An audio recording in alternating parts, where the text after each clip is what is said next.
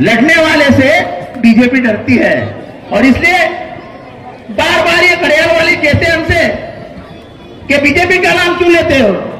आज बीजेपी का नाम क्यों ले रहा हूं, तो आज दोपहर को किरण रिजिजू, आपको तो मालूम है, केंद्रीय मंत्री है गृह होम डिपार्टमेंट के, बराबर है ना, उन्होंने आज मुंबई में आके कहा कि हम इस लोकसभा के शीत अधिवेशन में किसी भी हालात में हम वक्फ की जमीन सरकार के नाम कर देंगे, हम कानून पास कर देंगे। अब एक तरफ देश में लड़ाई शुरू है कि वक्फ का कानून पास नहीं होना चाहिए और दूसरी तरफ, और ये मेंबर है, अभी जेपीसी का रिपोर्ट नहीं गया और केंद्रीय मंत्री आके कहते हैं संजय जी कि कानून पास चाहिए। उनके बाप का है क्या ये जमीन? मुसलमानों ने मुसलमानों के नाम पे कर दी, इस्लाम के नाम पे कर दी, खुदा को दे दी। ये खुदा की जमीन है, इसको लेने वाले मोदी साहब तुम कौन होते हो? ये हमारी जमीन है, हमारे मदरसे के लिए, हमारे मस्जिदों के लिए, हमारे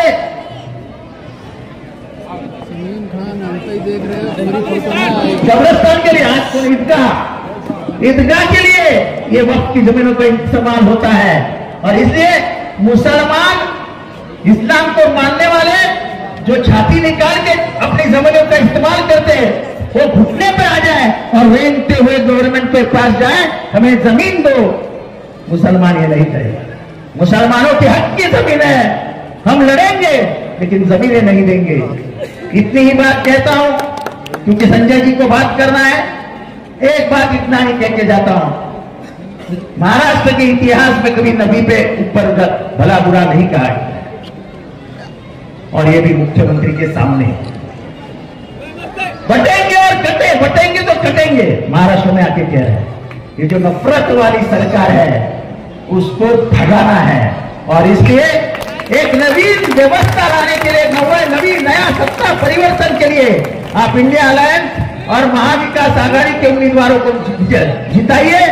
मैं आपकी खिदमत पिछले 15 साल से कर रहा हूं और एक मौका खिदमत करने का मुझे दे दीजिए। इतना ही कहता हूं, संजय जी को सुनिए, एक देश के एक वरिष्ठ वक्ता है, आप तुतारी का बटन दबा के, मेरी निशानी क्या है? एक नंबर। जरा जोर से बोलिए, मेरी निशानी क्या है?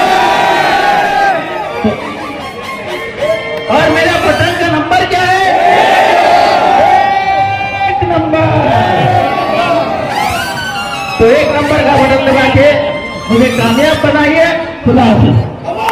मैं संजय जी को, संजय जी बात करें।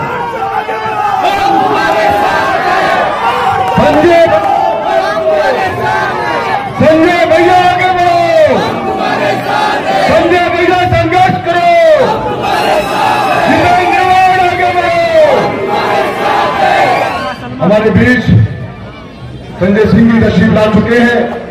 सर, हम आपका मुमरा करवा में इस्तकबाल करते हैं और हमारे बीच आप खिताब करेंगे। Thank you.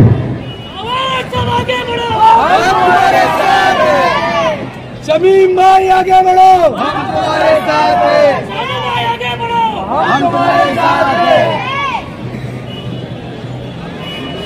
एक बार जोरदार नारा लगाएंगे, इंकलाब जिंदाबाद, इंकलाब जिंदाबाद, इंकलाब जिंदाबाद। मंच पे आसीन आपके लोकप्रिय प्रत्याशी जितेंद्र अवार्ड जी, आम आदमी पार्टी मुंबई के अध्यक्ष प्रीति शर्मा जी, तमीम भाई और इस मुमरा की धरती के बहादुर लोगों, माताओं और बहनों, नौजवान दोस्तों, सानू भाई,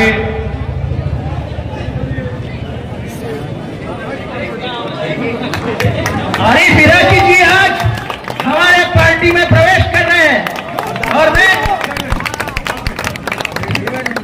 कहता हूं कि आप हरी बिराजी हमारे साथ आए। पिछली बार हमारी गलती हुई तो आपने बीबी को हमने इधर से ही हराया था, अब इधर से इंशाअल्लाह जिताएंगे।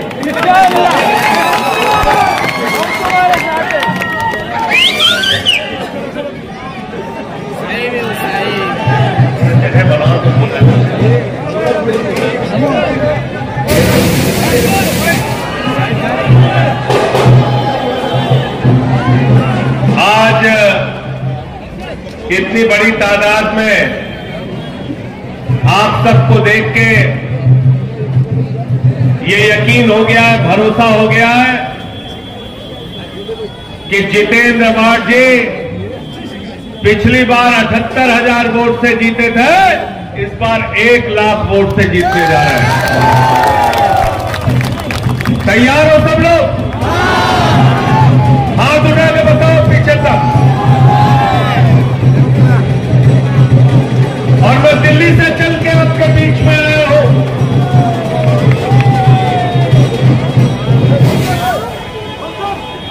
दिल्ली से चल के आपके बीच में आया हूं और इसलिए आया हूं कि पूरे हिंदुस्तान में जहां कहीं भी भारतीय जनता पार्टी के खिलाफ लड़ाई होगी, नरेंद्र मोदी के खिलाफ लड़ाई होगी, अमित शाह के खिलाफ लड़ाई होगी, नफरत के खिलाफ लड़ाई होगी, झगड़े के खिलाफ लड़ाई होगी, इस मुल्क का अमन बिगाड़ने वालों के खिलाफ लड़ाई होगी, संजय सिंह सीना तान के आपके साथ खड़ा होगा। इस विश्वास को दिलाने के लिए आपके बीच में है।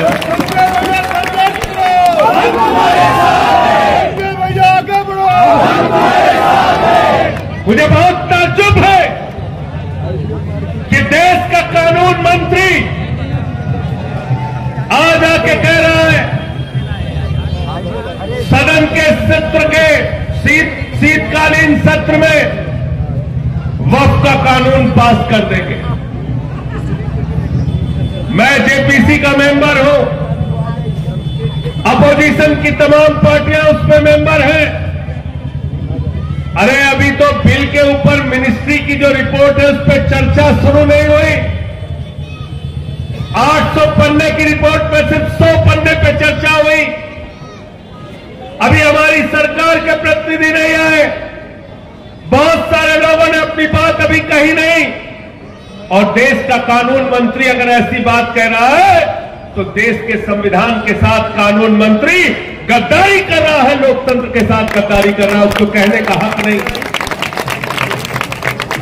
जेपीसी पार्लियामेंट ने बनाई है और पार्लियामेंट की रिपोर्ट के बगैर कोई भी कानून पास नहीं हो सकता। अभी जेपीसी की रिपोर्ट बनी नहीं है, उसके पहले अगर कानून पास करने की कोशिश करेंगे तो उसका पुरजोर विरोध करने का काम हम लोग करेंगे। अभी टूर हो रहा था, उसका बहिष्कार किया। थोड़ी देर बंद करा दो भाई। साथियों और दोस्तों, कहां से शुरू करें और कहां खत्म करें? वतन की जो हालत सुनाने लगेंगे तो पत्थर भी आंसू बहाने लगेंगे। वतन की जो हालत सुनाने लगेंगे तो पत्थर भी आंसू बहाने लगेंगे। अगर भीड़ में खो गई आदमियत तो उसे ढूंढने में जमाने लगेंगे। आदमियत का, इंसानियत का, मानवता का कत्ल किया जा रहा है और नफरत की बुनियाद पर हिंदुस्तान को बनाने की कोशिश की जा रही है। भाई से भाई को झगड़ा कराने की कोशिश की जा रही है।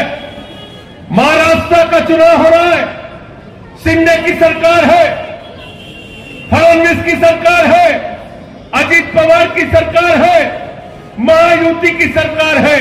अरे चुनाव के प्रचार में जाते हो तो बताओ हमारे बच्चों के लिए कितना स्कूल बनाया, बताओ हमारे बच्चों के लिए कितना अस्पताल बनाया, बताओ हमारे लिए कितनी सड़कें बनाई, बताओ हमारे लिए कितने उद्योग लगाए, बताओ हमारे लिए कितना रोजगार दिया, बताओ हमारे लिए कितनी महंगाई कम की, बताओ मुंबई और महाराष्ट्र की क्या तरक्की की। अरे बेईमानो, मुद्दों की बात नहीं करते हो, फालतू की बात करते हो। बटोगे कटोगे, बटोगे कटोगे, ये सब नारे में अब मुमरा और मुंबई की जनता फंसने वाली नहीं है। हम सब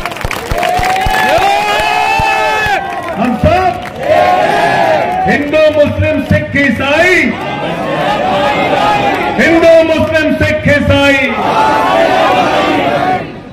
ये हिंदुस्तान 144 करोड़ लोगों का है। भारत का प्रधानमंत्री भाषण देता है यहां महाराष्ट्र में आके, कहता है एक रहोगे तो सेफ रहोगे। मैंने कहा मोदी जी 10 साल से तुम घास छील रहे हो क्या भाई? अगर 10 साल के बाद भी हम सेफ नहीं है तो अपने प्रधानमंत्री के पद से इस्तीफा दे दो, तुमको प्रधानमंत्री रहने का अधिकार नहीं। गलत तो नहीं कह रहा हूं? गलत तो नहीं कह रहा हूं? अरे 10 साल हो गए तुमको, और 10 साल के बाद भी अगर हम सेफ नहीं है तो प्रधानमंत्री यहां का घास छिल रहा है, उसको इस्तीफा देके बैठ जाना चाहिए, उसको प्रधानमंत्री रहने का अधिकार। मुद्दे की बात नहीं करते। हम दिल्ली में चुनाव लड़ते हैं अरविंद केजरीवाल जी के नेतृत्व में, हम बताते हमने इतने स्कूल बनाए, इतने अस्पताल बनाए, बिजली फ्री किया, पानी फ्री किया। यहां पे योगी जी आते हैं, नारा दे रहे बटोगे तो कटोगे। बोले कि नहीं बटोगे तो कटोगे? समझ में आया नारा का मतलब कि नहीं समझ में आया? समझ गए। समझ में आया? नहीं समझ में आया? नहीं समझ में आया? मैं आपसे कहना चाहता हूं, बटोगे तो तुम्हारे बच्चों के सरकारी स्कूल बंद हो जाएंगे, बटोगे तो सरकारी अस्पताल बंद हो जाएंगे, बटोगे तो तुम्हारी सरकारी सड़कें टूट के खाक खाक हो जाएंगी, बटोगे तो देश के अंदर महंगाई बढ़ जाएगी। 110 रुपए का पेट्रोल बिकेगा, 100 रुपए का डीजल बिकेगा, 250 रुपए का टमाटर बिकेगा, 300 रुपए का तेल बिकेगा, महंगाई आसमान पे पहुंच जाएगी। बटोगे तो भारत की सेना 4 साल के ठेके पे रख दी जाएगी, अग्निवीर की योजना लाई जाएगी। बटोगे तो नफरत की बुनियाद पर हिंदुस्तान को बांटा जाएगा।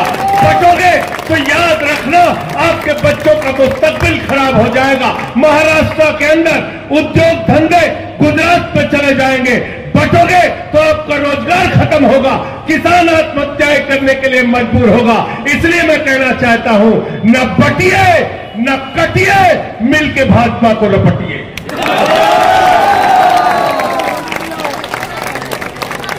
गलत तो नहीं कह रहा हूं?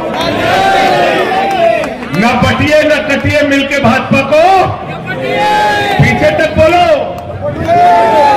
न बटिए न कटिए, मिलके भाजपा को, मिलके भाजपा को रपटिए। रपटना का मतलब समझे थे कि नहीं समझे? सुल्तानपुर वाले हैं कि नहीं है? सुल्तानपुर, प्रतापगढ़, बस्ती वाले हैं, आए ना समझे रहे? रपटे का मतलब जाना था ना समझे ने? गलत मनई आवे तो पकड़ के सच में रपट ले आओ। रपटे का है कि नहीं रपटे का है? तो न बटिए न कटिए और मिलके भाजपा को। और दूसरा मैं क्या कहता हूं भारतीय जनता पार्टी को, भारतीय जनता पार्टी को मैं कहता हूं भारतीय जेब कतरा पार्टी। भारतीय जेब कतरा पार्टी, जेब काटने वालों की पार्टी। महंगाई देश के अंदर बढ़ाया, नोटबंदी लगा के आपकी जिंदगी को बर्बाद किया। आप लाइनों में खड़े रहे, 100 से ज्यादा लोग मर गए। किसानों के 3 काले कानून लाए, 750 किसानों ने अपनी शहादत दी। भारत का प्रधानमंत्री इस देश की जनता से झूठ बोलने का काम करता है। एक बार प्रधानमंत्री ने कहा मोदी जी को वोट दे दो, 2 करोड़ नौकरी देंगे, झूठ बोला। फिर बोले ऐसा काला धन लाएंगे, इतना काला धन लाएंगे, इतना काला धन लाएंगे कि हर आदमी के खाते में कितना जमा हो जाएगा? कितना जमा होगा? सबको याद है, कोई भूला नहीं, समझ पाए। 15 लाख आ गए, 15 पैसे भी नहीं आए, 15 पैसे भी नहीं आए। किसानों को कहा भाइयों और बहनों किसानों, आपका हम आमदनी दोगुना कर देंगे, फसल का दाम दोगुना कर देंगे। किसानों से झूठ बोला। माताओं बहनों से कहा महंगाई कम कर देंगे, देश के नौजवानों से कहा रोजगार देंगे। हर चीज झूठ बोलने का काम किया। झूठ बोलने में भारत के प्रधानमंत्री को महारत हासिल है। मैं तो मोदी जी के बारे में कहता हूं, अगर हिंदुस्तान के अंदर किसी नेता के पास गंजे को कंघी बेचने का हुनर है तो उसका नाम है नरेंद्र मोदी।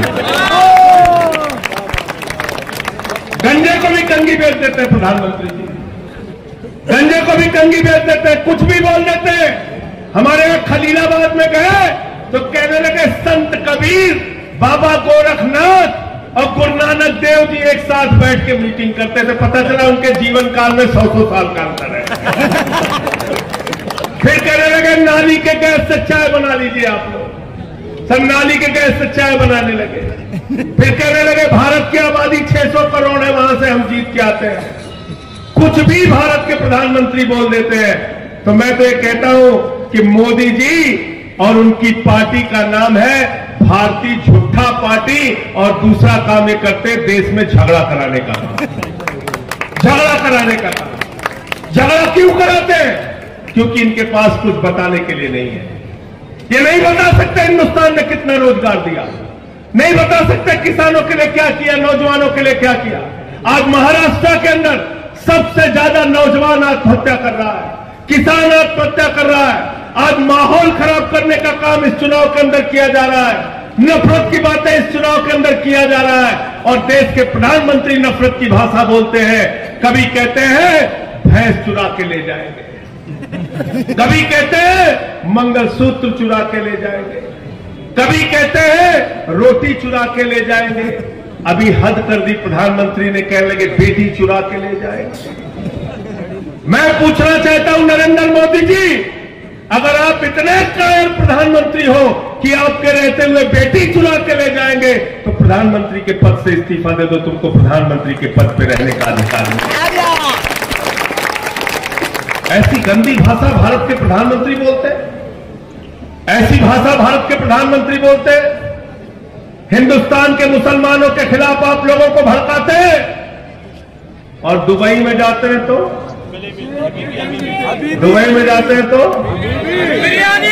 देखिए, शाहरुख खान भी ऐसे फिल्मों में नहीं मिलता होगा गले हीरोइन से जैसे मोदी जी मिलते हैं।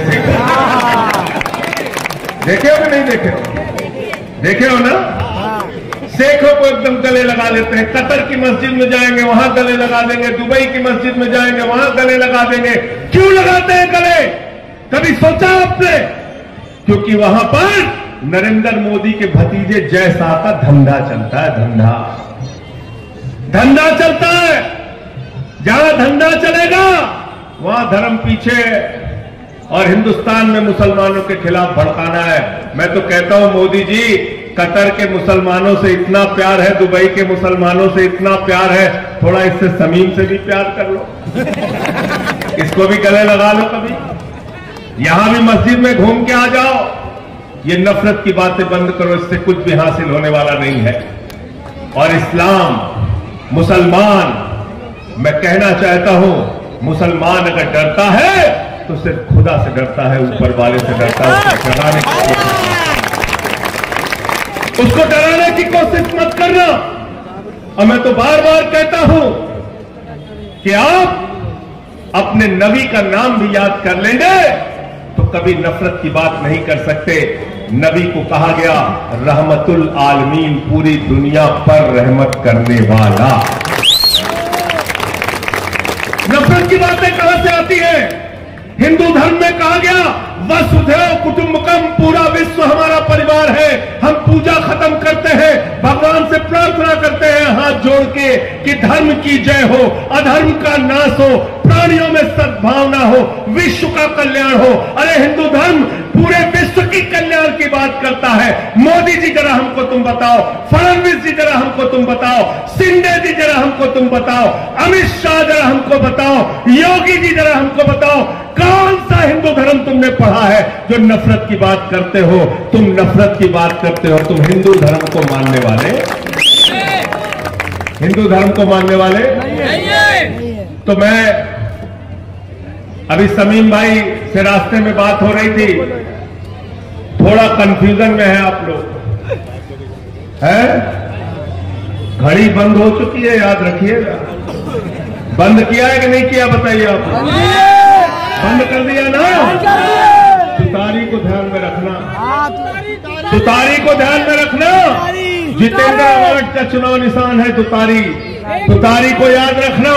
याद रखना ये मराठियों के स्वाभिमान का सवाल है, याद रखना ये उत्तर भारतीयों के स्वाभिमान का सवाल है, याद रखना मैं आपसे कहने के लिए आया हूं, हाथ जोड़कर विनती करने के लिए आया हूं।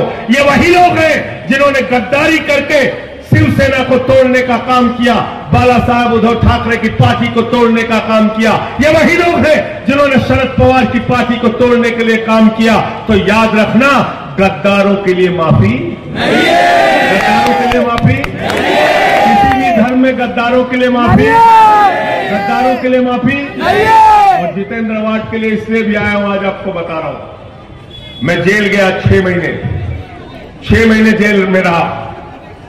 हमारे साथी पूछते हैं, कहते हैं क्यों आपको जेल में डाला? क्योंकि मैं नरेंद्र मोदी की आंख में आंख डाल के बात करता हूं, अमित शाह की आंख में डाल के बात करता हूं, इसलिए मुझे जेल में भेजा, इसलिए मुझे जेल में भेजा क्योंकि मैं आपकी आवाज उठाने का काम करता हूं, इसलिए मुझे जेल में भेजा क्योंकि देश की सदन में प्रधानमंत्री के सामने 2-4 करने की बात करता हूं, और इसलिए मुझे सदन में मुझे उठा के जेल में भेजा क्योंकि मैंने सदन में नारा लगाया था, मोदी अडानी भाई भाई देश बेच के भाई मिला। इससे नाराज हो गए, मुझे देशद्रोही कहते हैं, मेरे ऊपर देशद्रोह का मुकदमा लगाया, 23 FIR मेरे खिलाफ की, PMLA का मुकदमा लगाया, जेल में भेजा मुझे। और मुझे ये बताते हुए फख्र हो रहा है कि जब मैं जेल में था तो मेरे लिए यहां से जितेंद्र अवार्ड चल के मेरे परिवार से मिलने दिल्ली गए थे, इसलिए उनके लिए आया। ये सभी उनके साथ गए, हमारे मदनी भाई साथ गए थे, एहसान भाई साथ में गए थे। तो जो सुख दुख के साथी होते हैं, जिम्मेदारी और फर्ज बनता है उनके साथ खड़े हो। मैं आपसे हाथ जोड़कर विनती करने के लिए आया हूं, किसी घड़ी बड़ी के चक्कर में मत पड़िएगा। गलत तो नहीं कह रहा हूं? चक्कर में तो नहीं पड़ रहे हो ना? चक्कर में तो नहीं पड़ रहे हो? चक्कर में तो नहीं पड़ रहे हो ना? अगर घड़ी को वोट देना है, इससे बढ़िया कमल को वोट देके चले आना। गलत तो नहीं कह रहा हूं? अगर घड़ी को वोट देना चाहते हो तो नरेंद्र मोदी को वोट दे देना, अगर घड़ी को वोट देना चाहते हो तो भारतीय जनता पार्टी को वोट दे देना, अगर घड़ी को वोट देना चाहते हो तो योगी आदित्यनाथ को वोट दे देना, अगर घड़ी को वोट देना चाहते हो तो नफरत फैलाने वालों को वोट दे देना, क्योंकि घड़ी का एक एक वोट नरेंद्र मोदी के लिए काम करेगा, योगी के लिए काम करेगा, नफरत फैलाने वालों के लिए काम करेगा। इसलिए उसके चक्कर में पड़ना है क्या? क्या चाहते हो? नफरत वालों को वोट देना चाहते हो? नफरत वालों को वोट देना चाहते हो क्या?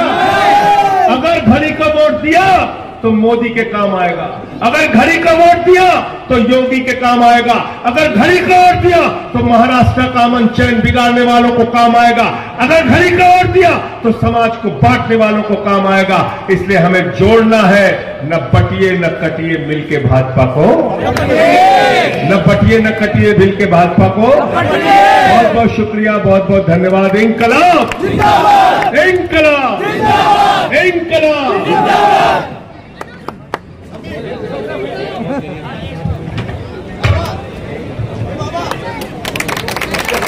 इंकलाब इंकलाब इंकलाब।